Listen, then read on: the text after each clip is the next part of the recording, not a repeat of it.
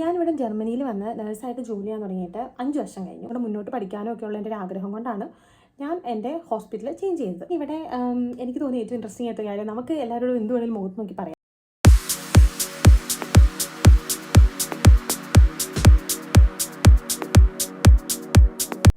Hello, ഞാനിവിടെ ജർമ്മനിയിൽ വന്ന് നഴ്സായിട്ട് ജോലി ചെയ്യാൻ തുടങ്ങിയിട്ട് 5 വർഷം കഴിഞ്ഞു. ഞാൻ വന്ന സമയത്ത് റേഹ ക്ലിനിക്കിലായിരുന്നു. അവിടെയാണ് ഞാൻ എൻ്റെ അണ്ടർകെനിങ് എല്ലാം കംപ്ലീറ്റ് ചെയ്തത്.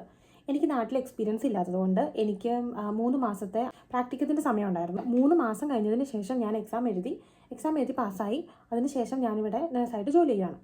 ഞാൻ ആദ്യം പറഞ്ഞതുപോലെ ഞാൻ റേഹ ക്ലിനിക്കിലായിരുന്നു ആദ്യം ജോലി ചെയ്ത്. അത് കഴിഞ്ഞിട്ട് ഞാൻ ഹോസ്പിറ്റലിലേക്ക് മാറി. ആദ്യം ചെയ്ത റേഹ ക്ലിനിക്ക് എന്ന് പറയുന്നത് അവിടെ ന്യൂറോളജി ആയിരുന്നു. ഇപ്പം ഞാൻ വർക്ക് ചെയ്യുന്നത് ഇന്നറി മെഡിസിനാണ്. എന്ന് വെച്ചാൽ കാർഡിയോളജി, ഹാർട്ട് റിലേറ്റഡ് ആയിട്ട് ലങ്സ് റിലേറ്റഡ് ആയിട്ടൊക്കെ ഉള്ള ആൾക്കാർ രോഗികൾ വരുന്ന ഒരു സ്ഥലമാണ്. അപ്പോൾ അവിടെ മോണിറ്ററും കാര്യങ്ങളൊക്കെ ഉണ്ട്.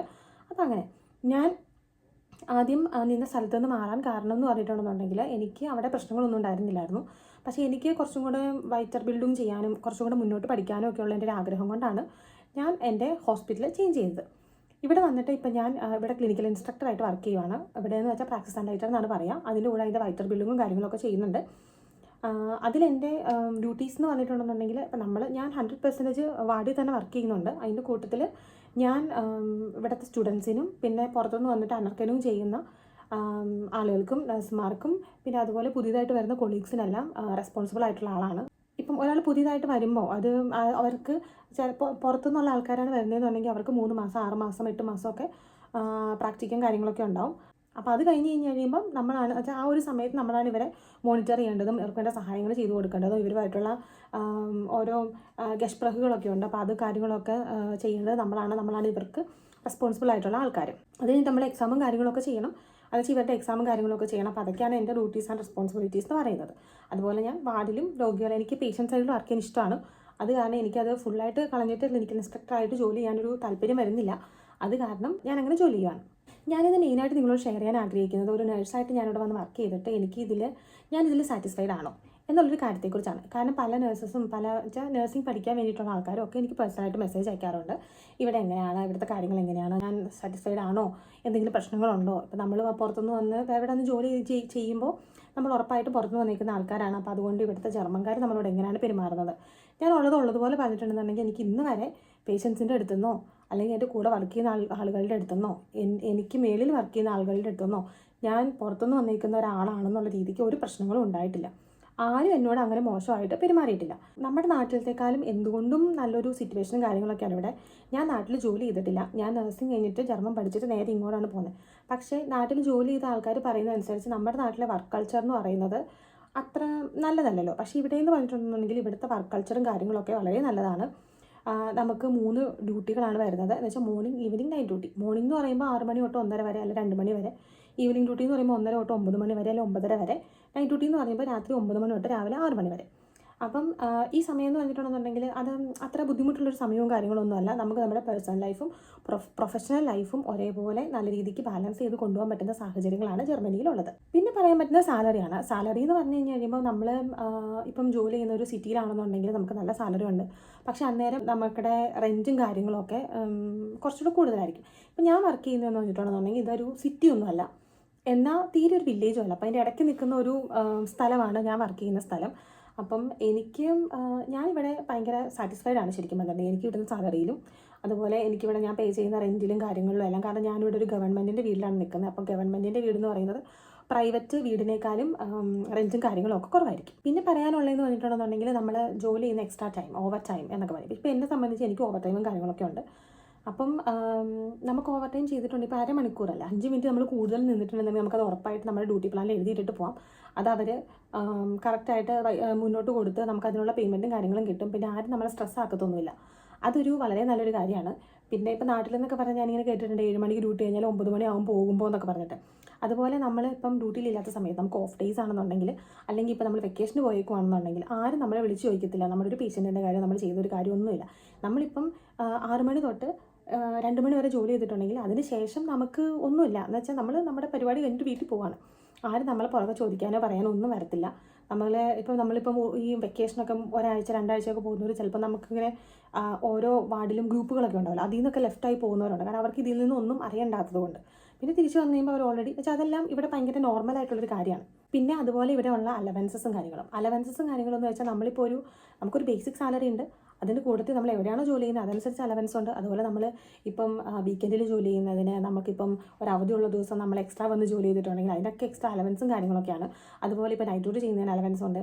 അങ്ങനെ കുറേ കാര്യങ്ങൾക്ക് അലവൻസും കാര്യങ്ങളുണ്ട്. നമ്മൾ 3 ഡ്യൂട്ടി ചെയ്ത അലവൻസ് ഉണ്ട്. അങ്ങനെ കുറേ അലവൻസും കാര്യങ്ങളൊക്കെയാണ്. പിന്നെ നമ്മൾ എക്സ്ട്രാ എന്തെങ്കിലും ഇപ്പം ഞാൻ വൈറ്റർ ബില്ലും ഞാൻ പ്രാക്ടീസ് ആയിട്ട് ചെയ്യില്ല. അപ്പോൾ അതിന് എനിക്ക് എക്സ്ട്രാ ബെനിഫിറ്റ്സും കാര്യങ്ങളും ഉണ്ട്. പിന്നെ ഉള്ളതാണ് ക്രാങ്ക് മെൽഡും എന്ന് വെച്ചാൽ സിക്ക് ലീവ് എന്ന് വെച്ചാൽ നമുക്ക് പെയ്ഡായിട്ട് നമുക്ക് സിക്ക് ലീവ് എടുക്കാം. എന്ന് വെച്ചാൽ നമുക്ക് ഇപ്പോൾ എൻ്റെ അത് ഓരോ ഹോസ്പിറ്റൽ പോളിസി അനുസരിച്ച് വ്യത്യാസം വരും. ചില ഹോസ്പിറ്റലിൽ നമ്മൾ ആദ്യത്തെ ദിവസം തന്നെ ഡോക്ടറിൻ്റെ സർട്ടിഫിക്കറ്റ് കൊടുക്കണമെന്നുണ്ട്. പക്ഷേ എൻ്റെ ഹോസ്പിറ്റൽ എന്ന് വെച്ചാൽ 2 ദിവസം നമുക്ക് ഡോക്ടറിൻ്റെ സർട്ടിഫിക്കറ്റ് ഇല്ലാതെ നമുക്ക് സിക്ക് ലീവ് എടുക്കാം. 3-ാം ദിവസം തൊട്ട് വേണമെന്നുണ്ടെങ്കിൽ നമ്മൾ ഉറപ്പായിട്ടും ഡോക്ടറിൻ്റെ സർട്ടിഫിക്കറ്റ് മേടിക്കാൻ പറ്റും. അത് നമുക്ക് പെയ്ഡ് ലീവാണ്. അതുപോലെ ഇപ്പോൾ നമുക്ക് ഒരു കാര്യത്തിന് ഒരു അസുഖം വന്നിട്ട് നമുക്ക് 6 ആഴ്ച വരെ നമുക്ക് ആ അസുഖത്തിൻ്റെ പേരിൽ സിക്ക് ലീവ് എടുക്കാം നമുക്ക്. അത് കഴിഞ്ഞാൽ പിന്നെ നമുക്ക് സാലറിയുടെ 60% എന്തോ ആണ് നമുക്ക് കിട്ടത്തുള്ളൂ. പിന്നെ നമുക്ക് പെയ്ഡ് ആയിട്ടുള്ള ഉർലോബ് എന്നാണ് ഇവിടെ പറയുന്നത്. നമുക്ക് പെയ്ഡ് ആയിട്ടുള്ള വെക്കേഷൻ ഉണ്ട്. നമുക്ക് 5 ആഴ്ചയോളം ഒരു വർഷത്തിൽ 5 ആഴ്ചയോളം നമുക്ക് പെയ്ഡ് ലീവ് ഉണ്ട്. നമ്മുടെ വർക്കിംഗ് അവേഴ്സ് ആയിട്ട് തന്നെയാണ് കൂട്ടുന്നത്. നമ്മൾ അതിന് പേയ്മെൻറ്റ് കിട്ടും. എനിക്ക് തോന്നിയ ഏറ്റവും ഇൻട്രസ്റ്റിംഗ് ആയിട്ട് കാര്യം നമുക്ക് എല്ലാവരോടും എന്ത് വേണമെങ്കിലും മുഖത്ത് നോക്കി പറയാം. ആർക്കും അങ്ങനെ പ്രശ്നങ്ങളും കാര്യങ്ങളൊന്നുമില്ല. ഇപ്പോൾ എനിക്ക് കൂടുതലായിട്ട് എന്തെങ്കിലും പ്രശ്നമുണ്ടെന്നുണ്ടെങ്കിൽ എനിക്ക് എൻ്റെ ഇൻചാർജിനോട് ഡയറക്റ്റായിട്ട് പറയാം എനിക്ക് പറ്റത്തില്ല അല്ലെങ്കിൽ ചെയ്യാൻ പറ്റത്തില്ല. അതുപോലെ ഇപ്പം ഞാൻ ജോലി ചെയ്യുന്ന സമയത്ത് എനിക്കെല്ലാം ചെയ്ത് തീർക്കാൻ പറ്റുന്നില്ലെന്നുണ്ടെങ്കിൽ എനിക്ക് ഉറപ്പായിട്ടും പറയാം. ഇപ്പോൾ അടുത്ത ഷിഫ്റ്റിൽ വരുന്നവരുടെ അടുത്ത് എനിക്ക് പറയാം എനിക്കത് ചെയ്യാൻ പറ്റിയില്ല, എനിക്കത് സമയമില്ലായിരുന്നു, എനിക്കത് ചെയ്യാൻ പറ്റിയില്ല എന്നെനിക്ക് പറയാം. എന്നാൽ ഇവിടെ നമ്മുടെ നാട്ടിൽ ജോലി ചെയ്യുന്ന പോലെ ആരും അത്ര ഒരു ഭയങ്കരമായിട്ട് നമ്മളിങ്ങനെ ചത്ത് കിടന്ന് പണിയെടുക്കാനൊക്കെ പറ്റത്തില്ല. അതുപോലൊന്നും ആരും പണിയെടുക്കുന്നതൊന്നും ഞാൻ ഇതുവരെ കണ്ടിട്ടില്ല. ഇപ്പോൾ ആർക്കെങ്കിലും എന്തെങ്കിലും ചെയ്യാൻ പറ്റിയില്ലെങ്കിൽ ഉറപ്പായിട്ടും അടുത്ത് വരുന്ന ആളോട് പറയും എനിക്ക് ചെയ്യാൻ പറ്റിയില്ല കേട്ടോ എന്ന് പറയും. അവർ പോവും. അവിടെ ആർക്കും പരാതിയില്ല, പരിഭവമില്ല, ഒന്നുമില്ല. അവനവനെ ചെയ്യാൻ പറ്റുന്ന കാര്യങ്ങൾ അവനവൻ ചെയ്യുന്നു എന്നല്ലാതെ നമ്മളിങ്ങനെ മരിച്ചു കിടന്ന് ചെയ്യണം, അതെന്താ നീ ചെയ്യാതെ, ഇതെന്താ നീ ചെയ്യാതെ, അങ്ങനെയൊന്നും ആരും ചോദിക്കത്തില്ല ഇവിടെ.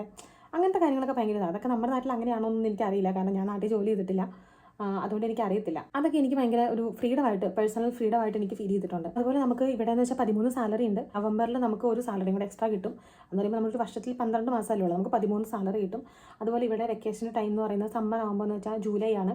അന്നേരം നമുക്ക് സാലറി കിട്ടും. പക്ഷേ ഫുൾ സാലറി അല്ല, എന്നാലും എത്രയോ പെർസെൻറ്റേജ് ഇത് നമുക്ക് കിട്ടും. അത് ഓരോ ഹോസ്പിറ്റൽ പോളിസി അനുസരിച്ച് വ്യത്യാസം വരുമായിരിക്കും. അങ്ങനെയൊക്കെ നമുക്ക് ഇൻക്രിമെൻറ്റും കാര്യങ്ങളൊക്കെ ഉണ്ട്. പിന്നെ ഓരോ വർഷം കൂടുന്നതനുസരിച്ച് നമ്മുടെ സാലറിയിൽ ഇൻക്രിമെൻറ്റ് വരും. അതൊക്കെ ഓട്ടോമാറ്റിക്കായിട്ട് വരുന്ന കാര്യങ്ങളാണ് കേട്ടോ. ഇവിടുത്തെ വർക്ക് ലൈഫ് ബാലൻസ് എന്ന് പറയുന്നത് നമ്മൾ എടുത്തു പറയേണ്ട ഒരു കാര്യമാണ്. കാരണം ഇപ്പോൾ കുട്ടികളൊക്കെ ഉള്ളൊരു വീട്ടിലാണെന്നുണ്ടെങ്കിൽ ഇപ്പം എല്ലാ ഡ്യൂട്ടിയും ചെയ്യാൻ പറ്റത്തില്ല എന്നുണ്ടെന്നുണ്ടെങ്കിൽ നമുക്ക് ഇഷ്ടമുള്ളതുപോലെ നമുക്ക് ഫ്ലെക്സിബിളായിട്ട് ജോലി ചെയ്യാൻ പറ്റും. എന്ന് വെച്ചാൽ ഇപ്പോൾ ചിലവർക്ക് 8 മണിക്ക് ജോലി ചെയ്യാൻ പറ്റുള്ളൂ, കുട്ടീനെ കിൻഡർ ഗാർഡനിൽ വിടണം, അങ്ങനെയുള്ളതാണെങ്കിൽ ഇപ്പോൾ 8 മണി തൊട്ട് ഇത്ര മണി വരെ പറ്റത്തുള്ളൂ, അത് ഇത്ര പെർസെൻറ്റേജ് നമുക്ക് പറ്റത്തുള്ളൂ, അങ്ങനെയൊക്കെ നമുക്ക് ജോലി ചെയ്യാൻ പറ്റും. അതുപോലെ ഇപ്പം നമ്മൾ എന്ന് വെച്ചാൽ ഇപ്പോൾ ഒരാൾ പ്രഗ്നൻ്റ് ആയിട്ടുണ്ടെന്നുണ്ടെങ്കിൽ അയാൾക്ക് ഇപ്പോൾ നമുക്ക് ഇവിടെ ജോലി ചെയ്യുമ്പോൾ എന്ന് പറഞ്ഞിട്ടുണ്ടെങ്കിൽ നമുക്ക് പല ഇൻഫെക്ഷൻസും കാര്യങ്ങളൊക്കെ ആയിട്ട് ഒരുപാട് കോൺടാക്റ്റും കാര്യങ്ങളും വരും. അപ്പം അത് കുറയ്ക്കാൻ വേണ്ടിയിട്ട് പേഷ്യൻസിൻ്റെ അടുത്ത് നമുക്ക് ഒരുപാട് കാര്യങ്ങൾ ചെയ്യാൻ പാടില്ല ശരിക്കും പറഞ്ഞാൽ. അങ്ങനെ കുറേ കാര്യങ്ങളൊക്കെ ഉണ്ട്. പിന്നെ അതുപോലെ ഇപ്പോൾ ഒരാൾക്ക് ജോലി ചെയ്യണമെന്നുണ്ടെങ്കിൽ നമുക്ക് ഫുൾ സാലറിയോടുകൂടി വീട്ടിൽ ഇരിക്കാൻ പറ്റും. അത് ഇല്ല, ഒരാൾക്ക് ജോലി ചെയ്യണമെന്നുണ്ടെന്നുണ്ടെങ്കിൽ 7 മാസം നമ്മൾ ജോലി ചെയ്താൽ മതി, അതിനുശേഷം നമ്മൾ ജോലി ചെയ്യാൻ പാടില്ല. അതുപോലെ നമുക്ക് കുട്ടി ഉണ്ടായി കഴിഞ്ഞിട്ടുണ്ടെന്നുണ്ടെങ്കിൽ ഏകദേശം 3 വർഷത്തോളം നമുക്ക് ലീവ് കിട്ടും, മെറ്റേണിറ്റി ലീവ് കിട്ടും. അതിലൊരു വർഷം എന്ന് പറയുന്നത് നമുക്ക് ഫുൾ പേയ്മെൻറ്റും അല്ലെങ്കിൽ 70% 80% പേയ്മെൻറ്റോട് കൂടി കിട്ടും. അത് കഴിഞ്ഞിട്ടുള്ള 2ാമത്തെ വർഷം 3ാമത്തെ വർഷം പെർസെൻറ്റേജ് കുറഞ്ഞു വരും. പക്ഷേ നമ്മുടെ ജോലി ഒരു കാരണത്താലും പോകത്തില്ല. ഇവിടെ ഭയങ്കര ഫ്രണ്ട്ലി ആണ് എല്ലാവരും. എന്ന് വെച്ചാൽ ഇപ്പോൾ ആരും ഞാൻ ഡോക്ടറാണ്, ഞാൻ ചീഫ് ഡോക്ടറാണ് അങ്ങനെ ഭാവമൊന്നുമില്ല. എല്ലാവരും നോർമലായിട്ടുള്ള സാധാ മനുഷ്യന്മാർ ആരാണെന്നുണ്ടെങ്കിലും ഏത് ജോലി ചെയ്യുന്നവരാണെന്നുണ്ടെങ്കിലും എല്ലാവരും ഒരേപോലെയാണ്. എല്ലാവരും ഭയങ്കര ഫ്രണ്ട്ലി ആയിട്ടാണ് ജോലി ചെയ്യുന്നത്. ഇപ്പം ഞാനൊക്കെ പഠിക്കുന്ന സമയത്തൊക്കെ കണ്ടിട്ടുണ്ട് ഇങ്ങനെ ഡോക്ടേഴ്സ് വിസിറ്റിനൊക്കെ വരുമ്പോഴത്തേക്ക് നഴ്സുമാർ ഓടുവാണ്.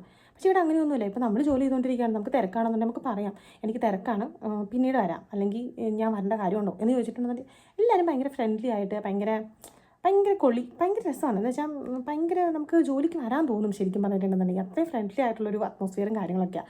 സ്ട്രെസ്സൊക്കെ എന്ന് വെച്ചാൽ നമ്മുടെ പേഷ്യൻസിനെ ഡിപ്പെൻഡ് ചെയ്ത് സ്ട്രെസ്സും കാര്യങ്ങളൊക്കെ ഇരിക്കും.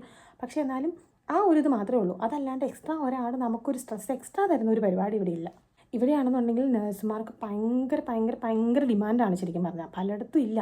ചില ഹോസ്പിറ്റൽസും ഓൾഡ് ഏജ് ഹോംസും എല്ലാം പൂട്ടിപ്പോവാണ് നഴ്സുമാരില്ലാത്തതുകൊണ്ട് തന്നെ. അതുകൊണ്ട് ഇങ്ങോട്ട് വരാനായിട്ട് ഒരുപാട് ഓപ്പർച്യൂണിറ്റീസ് ഉണ്ട്, ഒരുപാട് വാതിലുകൾ തുറന്നെടുക്കുന്നുണ്ട്. അതുപോലെ ഇപ്പോൾ നമ്മൾ നഴ്സായിട്ട് മാത്രം ജോലി ചെയ്യണമെന്നില്ല, നമുക്ക് അത് കഴിഞ്ഞ് പഠിച്ച് ഓരോരോ കാര്യങ്ങൾ ചെയ്യാം. അതുപോലെ കരിയർ നമുക്ക് മാറ്റിക്കൊണ്ട് പോകാം. ഫ്ലീഗ് മാനേജ്മെൻറ്റ് എന്നൊക്കെ പഠിച്ച് നമുക്ക് മാനേജ്മെൻറ്റിലേക്ക് പോകാം. അങ്ങനെ എല്ലാം ജർമ്മൻ ലാംഗ്വേജ് ആണെന്ന് മാത്രമേ ഉള്ളൂ കേട്ടോ. അങ്ങനെ നമുക്ക് പല കാര്യങ്ങളും ചെയ്യാൻ പറ്റും. നമുക്ക് ഒരുപാട് ഓപ്പർച്യൂണിറ്റീസ് ഉള്ളൊരു സ്ഥലമാണ് ജർമ്മനി. നല്ല സാലറി ഉണ്ട്. അപ്പം എല്ലാം കൊണ്ടും നല്ലൊരു കാര്യമാണ്. ഇനി ഇൻ കേസ് ആർക്കെങ്കിലും എന്തെങ്കിലും ഡൗട്ടൊക്കെ ഉണ്ടെന്നുണ്ടെങ്കിൽ ഉറപ്പായിട്ട് മെസ്സേജ് അയക്കാം. എനിക്ക് വരുന്ന മെസ്സേജ് എല്ലാത്തിനും ഞാൻ റിപ്ലൈ കൊടുക്കാറുണ്ട്. അറിയില്ലല്ലോ പലവർക്കും. അപ്പം അത് കാരണം എന്തെങ്കിലുമൊക്കെ ഡൗട്ട് ഉണ്ടെന്നുണ്ടെങ്കിൽ അതുപോലെ ഇവിടെ വന്ന് നഴ്സിംഗ് പഠിക്കാനൊക്കെ നല്ല ഓപ്പർച്യൂണിറ്റീസാണ് ശരിക്കും പറഞ്ഞിട്ടുണ്ടെന്നുണ്ടെങ്കിൽ. നാട്ടിൽ പഠിക്കുന്നതിനേക്കാളും ഒരുപാട് കാര്യങ്ങളുണ്ട്, ഒരുപാട് ബെനിഫിറ്റ്സും കാര്യങ്ങളൊക്കെ ഉണ്ട്. അതൊക്കെ ഞാൻ വേറെ വീഡിയോ ആയിട്ട് ചെയ്യാം. അപ്പം ഇവിടെ വന്ന് രക്ഷപ്പെടണം എന്നുള്ള എല്ലാവർക്കും കൂടി വരാം, ഒരു പ്രശ്നവും ഇല്ല. അത്രയ്ക്ക് ഡിമാൻഡും കാര്യങ്ങളുമാണ്. നല്ല സാറ്റിസ്ഫൈങ് ആയിട്ട് സാലറിയും കാര്യങ്ങളൊക്കെ കിട്ടും. നല്ല വർക്ക് ലൈഫ് ബാലൻസ് ആണ്, എല്ലാം കൊണ്ടും നല്ലതാണ്. എനിക്ക് ഒരു വിധത്തിലുമുള്ള ഒരു നെഗറ്റീവ് കാര്യങ്ങളും എനിക്ക് സത്യമായിട്ടും പറയാനില്ല. എനിക്ക് പേഴ്സണലി ഇപ്പം ഓരോ ദിവസങ്ങളുണ്ടല്ലോ, ഇവിടെ ജോലി ഇല്ലാതിരിക്കുക എന്നല്ല, പക്ഷെ എന്നാലും നമുക്ക് നാട്ടിലെ പോലെ അല്ല. നമുക്ക് ഒരു വിധത്തിൽ നാടുമായിട്ട് നമുക്ക് കമ്പയർ ചെയ്യാനേ പറ്റത്തില്ല. അതുപോലെ നല്ലൊരു സൗകര്യങ്ങളും കാര്യങ്ങളും ഒക്കെയാണ്. നമുക്ക് ബ്രേക്കുണ്ട്, 30 മിനിറ്റ് ബ്രേക്ക് കാര്യങ്ങളൊക്കെ ഉണ്ട്. പിന്നെ ഓരോ ദിവസം ചില ദിവസം ജോലി കൂടുതലുള്ള ദിവസങ്ങളുണ്ട്, ജോലി കുറവുള്ള ദിവസങ്ങളുണ്ട്. അത് നമുക്ക് വരുന്ന പേഷ്യൻസിൻ്റെ അവരുടെ അവസ്ഥകളെയൊക്കെ ഡിപ്പെൻഡ് ചെയ്തിരിക്കുമല്ലോ. അതല്ലാണ്ട് വേറെ എക്സ്ട്രാ പ്രഷറോ കാര്യങ്ങളൊന്നുമില്ല. എല്ലാം മനസ്സിലാവുന്ന ആൾക്കാരാണ്, കാര്യങ്ങളാണ്. പിന്നെ എനിക്ക് പൊതുവേ തോന്നിയിരിക്കുന്നതെന്ന് വെച്ചാൽ നമ്മൾ കുറച്ചും കൂടെ ഹാർഡ് വർക്കിംഗ് ആയിട്ടുള്ള ആൾക്കാരാണ് ഇവരെയൊക്കെ കമ്പയർ ചെയ്യുമ്പോൾ. അതുകൊണ്ട് നമുക്ക് അത്രയും കൂടെ ഇപ്പം ജർമ്മൻസിന് ഫീൽ ചെയ്യുന്ന അത്രയും കൂടെ ഫീൽ ചെയ്യുമെന്ന് എനിക്ക് തോന്നുന്നില്ല. അതുകൊണ്ട് നല്ലതാണ്. ഇവിടെ വന്ന് ജോലി ചെയ്യണം എന്നുള്ള നഴ്സസൊക്കെ വരിക, ജോലിയൊക്കെ ഉണ്ട് ഇഷ്ടംമാതിരി. എനിക്കറിയില്ല, ഇത് ചിലപ്പോൾ കുറച്ച് ഭയങ്കര സ്പീഡായിട്ടുണ്ടാവും. കാരണം ഞാനൊരു നഴ്സായിട്ട് ജർമ്മനിയിൽ സാറ്റിസ്ഫൈഡ് ആണോ എന്നുള്ളൊരു വീഡിയോ എൻ്റെ യൂണിഫോമിൽ എടുക്കണമെന്ന് എനിക്ക് ഭയങ്കര ആഗ്രഹമായിരുന്നു. അതുകൊണ്ടാണ് എനിക്ക് ഈവനിങ് ഡ്യൂട്ടിയാണ്. അതുപോലെ ഇങ്ങനെ ഇൻഫോർമേറ്റീവ്സ് ആയിട്ടുള്ള വീഡിയോസൊക്കെ വേണമെന്നുണ്ടെങ്കിൽ ഉറപ്പായിട്ടും ചാനൽ സബ്സ്ക്രൈബ് ചെയ്യണം. വീഡിയോ ഇഷ്ടപ്പെട്ടിട്ടുണ്ടെന്നുണ്ടെങ്കിൽ ലൈക്ക് ചെയ്യണം. അപ്പം താങ്ക്സ് ഫോർ വാച്ചിങ്.